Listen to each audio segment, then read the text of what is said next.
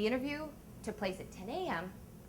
James arrived sharply at 10 with a publicist in tow, and he was very nice. The only 2 interviews on his schedule were me and Man Cow. Thankfully, my husband Clay was nowhere to be found. His tolerance for the whole I see dead people thing. I didn't want him rolling his eyes in the background while I'm trying to talk to my dead relatives, thank you very much. As my cameraman put on his microphone, I was both skeptical and excited. I know he could have done research on me, but I was sort of curious to see what he'd bring to the table. And then he started getting a transmission. Thank you. I have a woman here. Yes, I'm hearing Jenny. Jenny is here. I'm Jenny, fucking idiots, Jesus. No, this isn't you. It's, thank you, an older woman. I'm thinking a grandmother. Everyone's got a dead grandma in their closet, right? I didn't want to get too excited. Jimmy? Jimmy. Jenny. Jimmy? Jenny? Ginny. Oh, thank you. Ginny with a G. I have Ginny here. Ginny's here? Suddenly, Jenniffer, the journalist, became... Ginny's here? Suddenly, Jenniffer, the journalist, became scared shitless. Where is she, other than the viaduct? She is standing right next to you. I looked next to me, and all I saw was my cat cleaning herself. She says she's very glad you found the rings. Yes, and it looks like she's cooking. She loved to cook.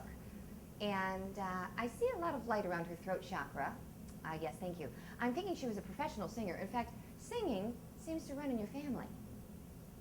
Now, yes, Virginia was a singer, but he could have found that out. But the rings thing, I had recently found some rings of my granny's that I had lost for years and was wearing them proudly on my right hand.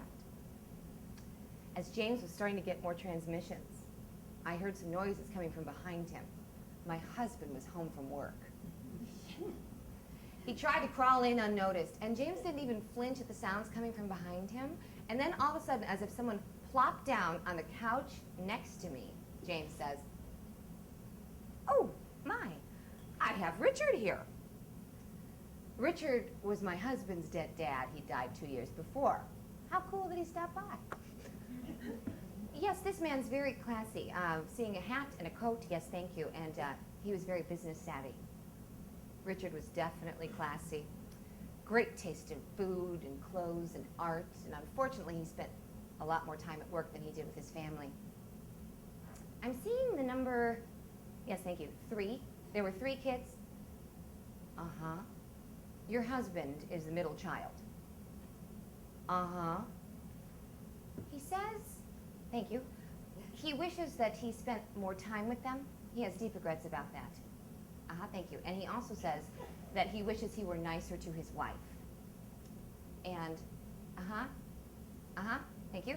He says that he changed the insurance, and he's very glad he did this. He did this last minute. His wife will know what he's talking about, and he's very glad he made that change. And it was over. Richard was gone. Dead people stopped talking.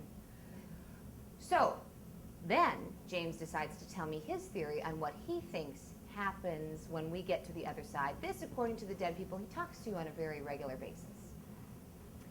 James says when the spirit leaves the physical body, we're immediately out of pain. Bonus.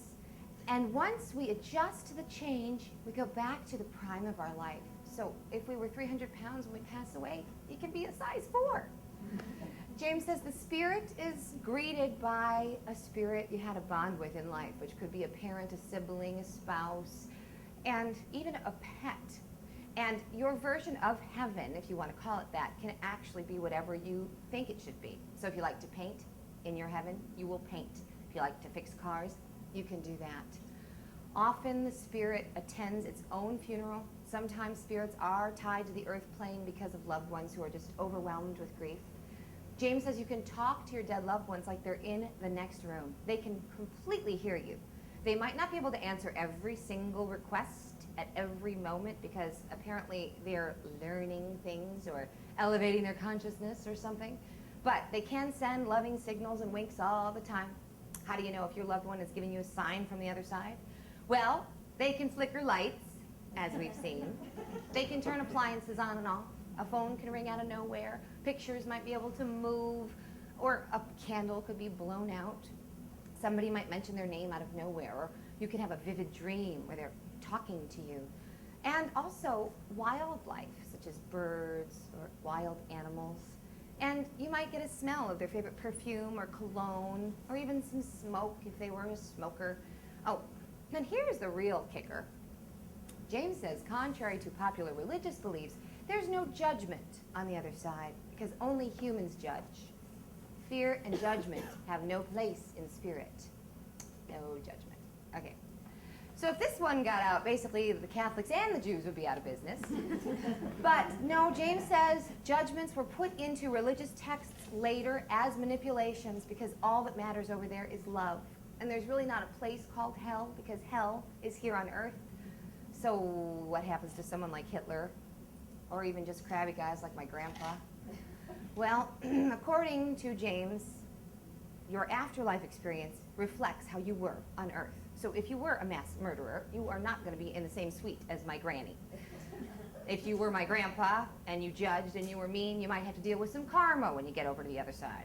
But if you lived a life of love, spreading joy, you'll experience nothing but that on the other side. After my interview with James, I made a copy for my mother-in-law, Kathy Champlin. Cynical Catholic, wicked sense of humor. But she was raised Catholic, went to Catholic school her whole life, forced her kids to go to Catholic church till they were old enough to protest, so I just couldn't wait to hear what she had to say. Kathy, what do you think of James Van Praagh?